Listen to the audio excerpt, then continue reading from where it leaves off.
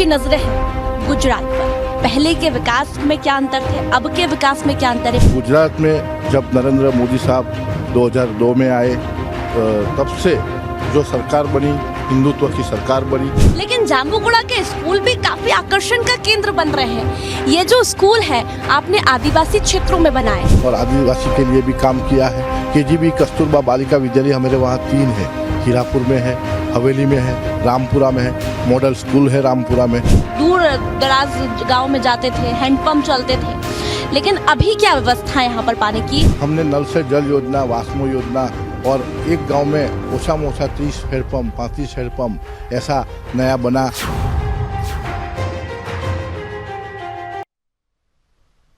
नमस्कार, मैं हूं आपके साथ कनिका अरोरा और आप देख रहे हैं सुदर्शन न्यूज। गुजरात चुनाव को लेकर बीजेपी कार्यकर्ताओं में अलग ही उत्साह देखा जा रहा है। जनता में भी अपने मताधिकार को लेकर के अलग उत्साह देखा जा रहा है। सुदर्शन न्यूज की संवाददाता वागीशा पांडे ने इसी को लेकर हलोल विधानसभा क्षेत्र में बीजेपी जिला अध्यक्ष मयंक देसाई से खास बातचीत की है।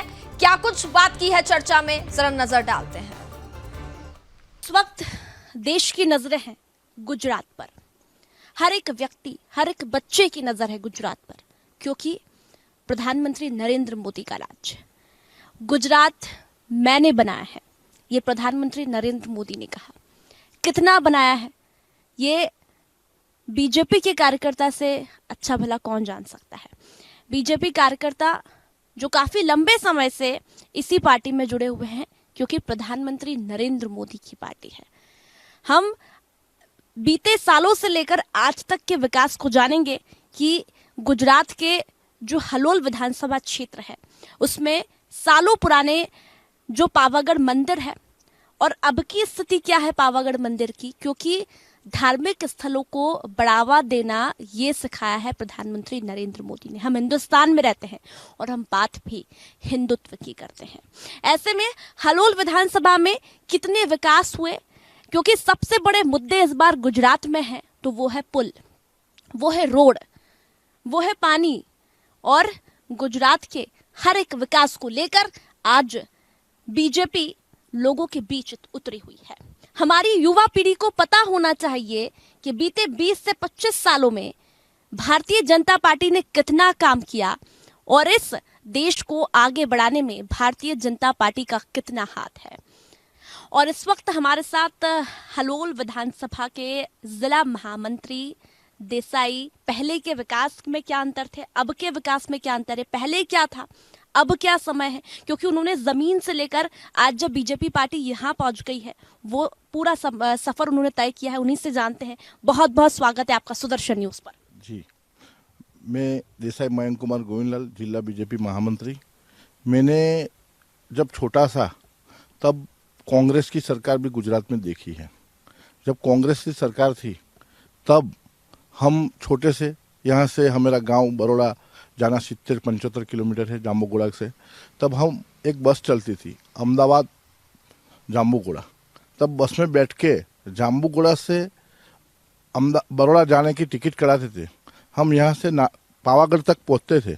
दूसरी बस वाला आता था तो बोलता था कि बरोड़ा में कर्फ्यू लग गया है, बरोड़ा में भुतली जापा में कर्फ्यू लग गया है, बरोड़ा में फतेहपुरा में कर्फ्यू लग गया है, यहाँ धमाल हो गई है, कर्फ्यू लग गया है।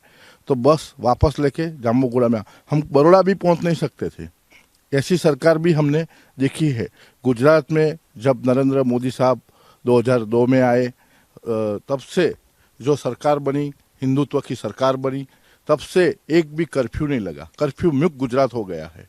हमने ये शासन माधव सिंह सोलंकी का, कांग्रेस का देखा है। हर बार धमाल, पानी गेट में धमाल, फतेहपुरा में धमाल, गोधरा में धमाल, कालोल में धमाल, सब जगह अहमदाबाद में धमाल। सब गुजरात में गुंडा लोग का नाम से ये गांव का नाम पड़ता था कि लतीफ का नाम से अहमदाबाद बनता था, राजू रिसालदार का नाम से बरोड़ा बनता था। ऐसा अनेक लोगों का नाम से जब गुजरात का नाम देखा। आज भारतीय जनता पार्टी की सरकार गुजरात में 27 साल से है। इतना बड़ा विकास हो रहा है, क्योंकि छोटा लड़का के जाता है बरोड़ा में जाके आता है, इसको कोई तकलीफ नहीं होती। अहमदाबाद में जाके आता है। हमारी बहन बेटियां रात को 12 बजे भी सिटी में फरती है, गांव में फरती है, किसी को कोई तकलीफ नहीं है। गुजरात में सुरक्षा इतनी अच्छी है कि गुजरात में रात को 12 बजे 1 बजे भी नवरात्रि के लिए लड़कियां अपनी बहन बेटियां सब बाइक लेके एक्टिवा लेके गरबा गाने के लिए जाती है। इसको कोई तकलीफ होती नहीं है। एक और बड़ी बात हम बात कर रहे हैं पावागढ़ मंदिर की। आपने कहा कि पावागढ़ जाने के लिए पहले सड़कें नहीं हुआ करती थी। इस बार सबसे बड़ा मुद्दा है सड़क, जिसको लेकर भारतीय जनता पार्टी मैदान में उतरी है। और आपने कहा कि आज से 27 से 30-35 साल पहले की बात है, जब सड़कें नहीं हुआ करती थी। मैं जब जामूगोड़ा आ रही थी, हलोल विधानसभा की जामूगोड़ा, यहाँ पर हम देख रहे हैं कि जंगलों में भी रोड है। पहले जंगलों में रोड नहीं हुआ करते थे, और अभी भी जहां जहां ऐसे बहुत सारे ऐसे राज्य हैं जहां पर जंगलों में सड़कें नहीं हैं। लेकिन यदि आप हलोल विधानसभा के जाम्बूगोड़ा शहर में आएंगे तो आपको हर एक गली की सड़कें दिखाई देगी, और जंगलों में भी सड़कें हैं। ये बहुत बड़ी बात है। यहाँ तक का सफर आपने कैसे तय किया? पहाड़ों को आपने काटा और सड़कें बना दी। हमारे यहाँ के जो 20 वर्ष से एमएलए जयद्रथ सिंह परमार, इसको जयू दादा के नाम के हुलामना नाम से लोग पहचानते हैं। जब वो पहली बार 2002 में धारासभ्य बने यहाँ से हालोल विधानसभा 128 में, तब से जो रोड रास्ता का हमारा अधूरा काम था अगाऊ की सरकारों, यहाँ का हमारा यहाँ ये क्षेत्र का ही जाम्बूगढ़ क्षेत्र का ही कांग्रेस का पहले धारासभ्य था। बाद में जयू दादा 2002 में जब आए, तब से हमारा जो जंगल, जो आज़ादी के बाद जो जंगल में गांव थे, पोयली, रंजीतपुरा, कोईवाव, मलबार, बुरकाच, सब जो गांव है, वहाँ पे आज़ादी के बाद कोई सड़कें नहीं थी। तो जंगल की परमिशन लेके वहाँ का धाड़ काट के हुए सब रोड मंजूर कराए। हमारे सब रोड आज ऐसा नेशनल हाईवे है, ऐसा रोड बन गया है। पोयली का, कोईवाव का, बुरकाच का, मलबार का, बुरिया कुआ का, ये सब सड़कें हमारे गली गली में, गांव गांव में, हमारे 55 गांव है जाम्बूगोड़ा तालुका के, सभी गांव में सड़कें से जुड़ा हुआ है। हाँ, प्रॉपर जंगल तक भी, मतलब आपको पहाड़ी क्षेत्रों में भी जाना है तो आपको प्रॉपर सड़कें मिलेगी और सेफ मिलेगी, शांति बहुत मिलेगी, हरियाली बहुत है। लेकिन बेटी बचाओ बेटी पढ़ाओ, ये नारा भी बीजेपी का काफी लंबे समय से चला रहा है, लेकिन उसका असर हमें हलोल विधानसभा क्षेत्र में देखने को मिला। जब हम यहाँ से निकल रहे थे तो कुछ बिल्डिंगें हमने देखी, उस पर लिखा था विद्यालय, और हमें लगा प्राइवेट स्कूल होगा, क्योंकि ऐसी बिल्डिंगें तो प्राइवेट स्कूल की होती है। लेकिन जाम्बूगोड़ा के स्कूल भी काफी आकर्षण का केंद्र बन रहे हैं। ये जो स्कूल है आपने आदिवासी क्षेत्रों में बनाए, ये एक बड़ी चुनौती है कि आदिवासी क्षेत्र जहां पर लोग जाने के लिए सोचते हैं, वहां आपने बड़ी बिल्डिंगें खड़ी कर दी।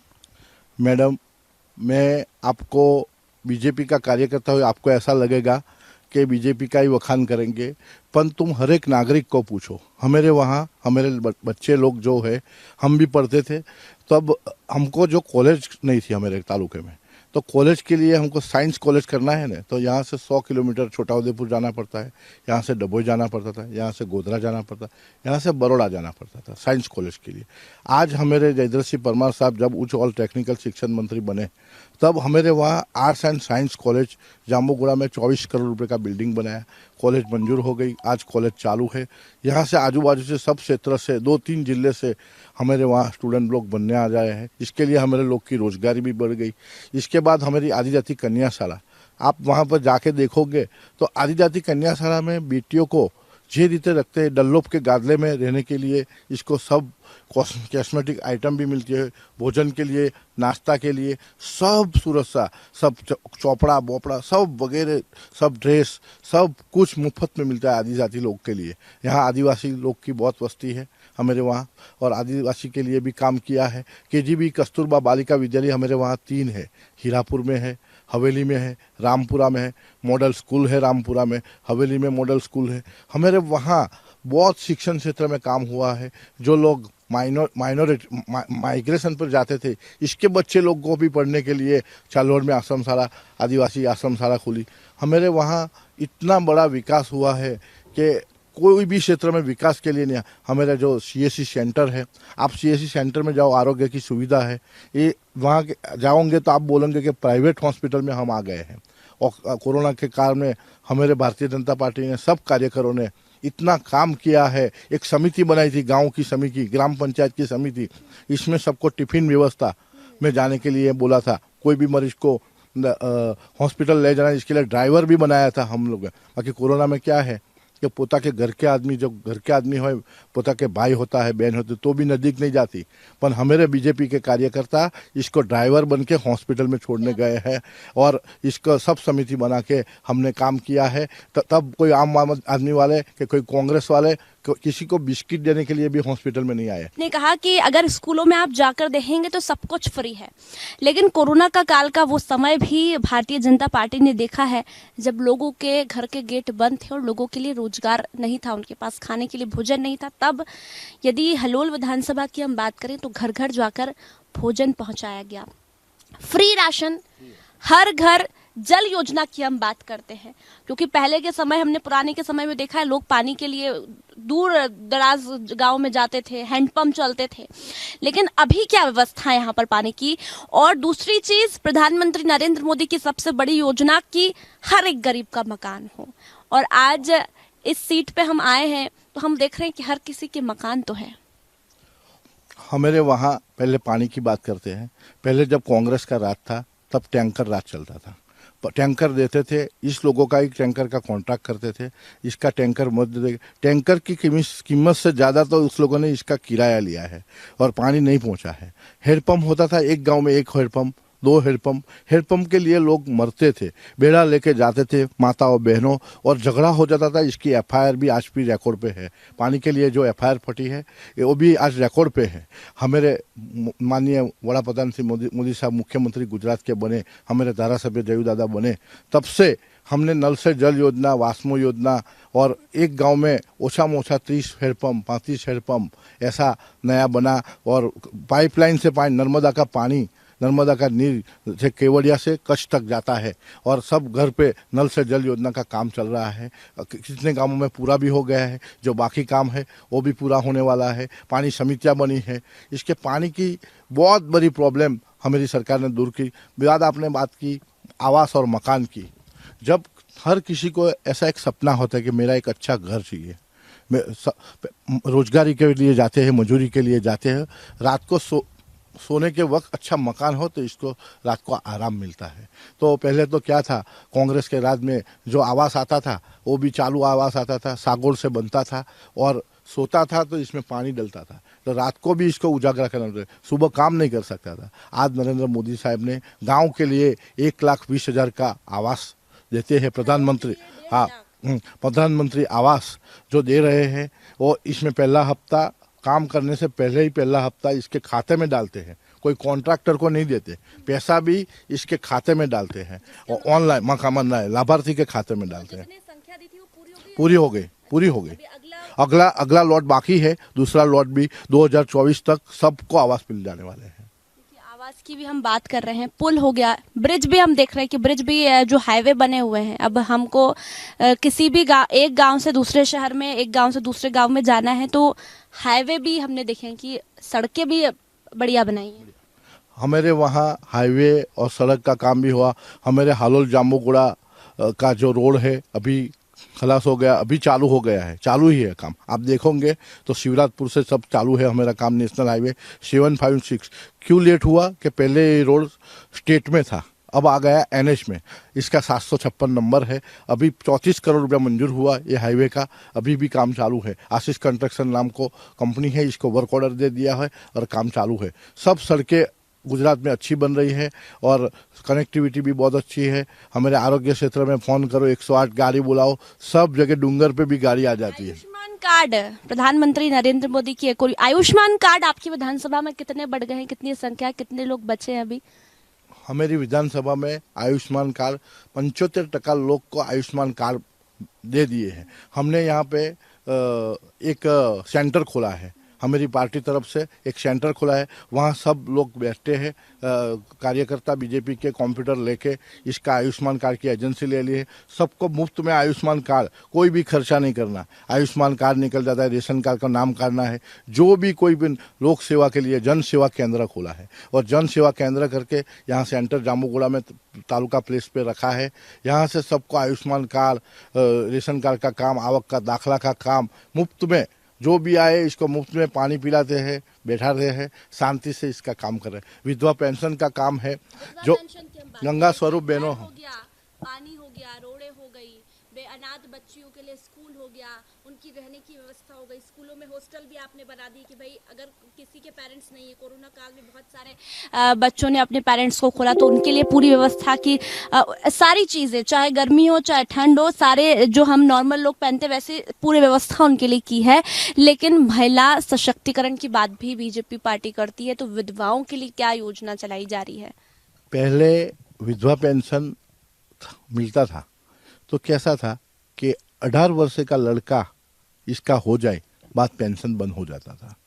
मोदी साहब ने, हमारी बीजेपी सरकार ने ऐसा तय किया कि कितने भी साल का लड़का बड़ा हो पर विधवाओं को पेंशन मिलना चाहिए। हर महीने 1250 रुपये इसके खाते में डलता है और कोई कितने भी साल का लड़का है पेंशन कभी बंद नहीं होगा।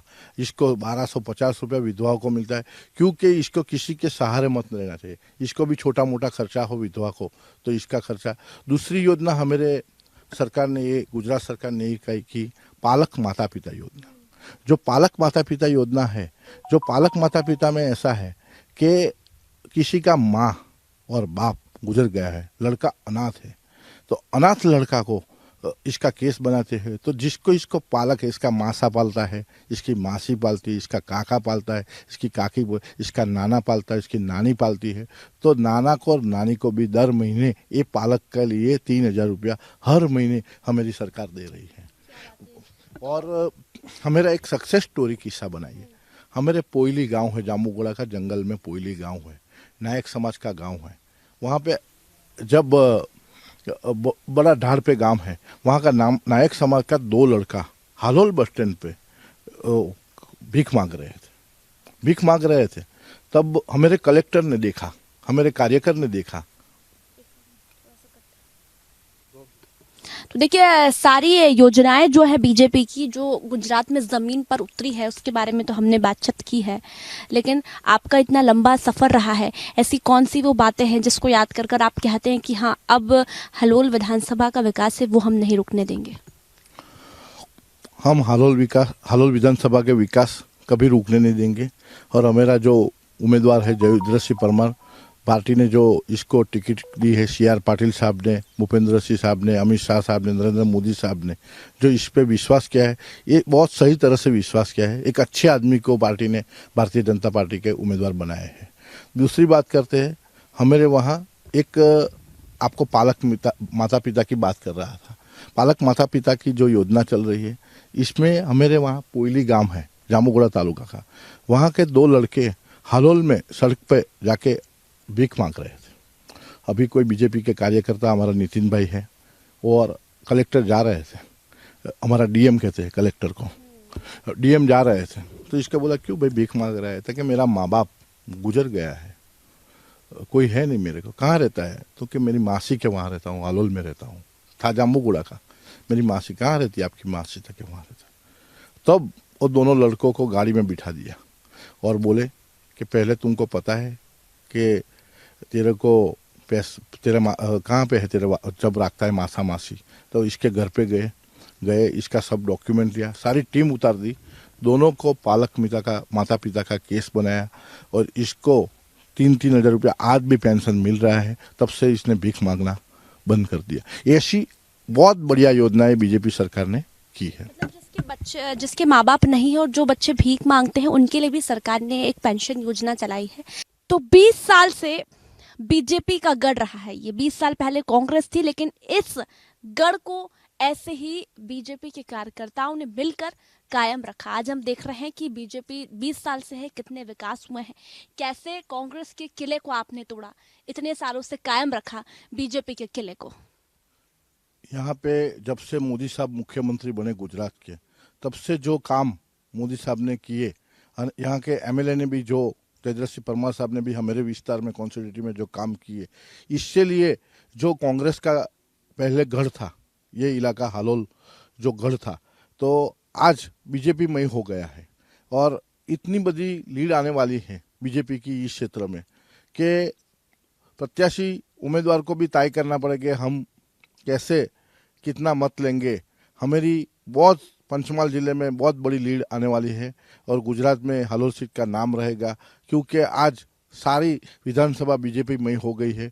यहाँ का जो विकास हुआ है, मोदी साहब ने जो विकास किया था, भारतीय जनता पार्टी ने जो विकास किया है, भारतीय जनता पार्टी के 100 देश दुर्लभ कार्यकर्ता काम में जुड़े हैं।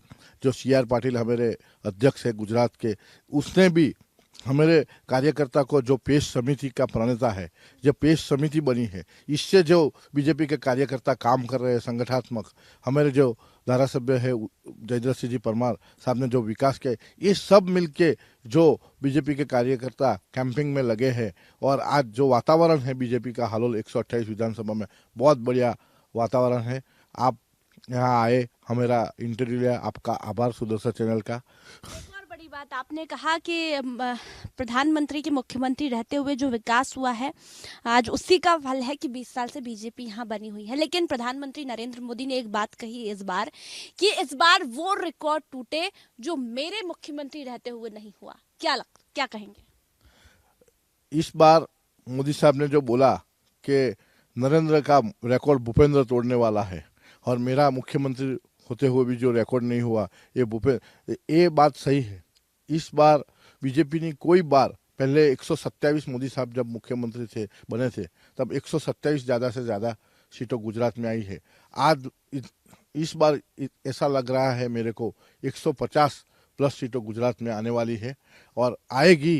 જે રીતે વાતાવરણ બન્યું છે અને પેશ સમિતિના માટે કાર્યકર્તા સંગઠનાત્મક કામ કરી રહ્યા છે, પેશ સમિતિ સાથે જઈ રહ્યા છે ફિલ્ડ પર અને ગ્રાઉન્ડ પર, એનાથી એવું લાગે છે કે 150ની ઉપર સીટો ગુજરાતની અંદર આવશે। तो नारा जो दिया है नरेंद्र भूपेंद्र, उसी को लेकर बीजेपी के तमाम जो नेता कार्यकर्ता वो उतर रहे हैं और कह रहे हैं कि इस बार प्रधानमंत्री नरेंद्र मोदी ने जो विश्वास जताया है उसे हम कायम रखेंगे और इस बार रिकॉर्ड तोड़ जीत होगी। लेकिन अपोजिशन खुद तय करे कि अब उन्हें कहां रहना है। बहुत बहुत धन्यवाद आपका और शुभकामनाएं आपको। इसी तरह फलोल विधानसभा का विकास करते रहिए और रुकने मत दीजिए, क्योंकि आज की जो युवा पीढ़ी है वो घर घर जा रही है, तो युवा पीढ़ी को पता होना चाहिए कि कितना विकास हुआ है। मैं वागीशा पांडे, कैमरामैन चंदन के साथ, हलोल, गुजरात।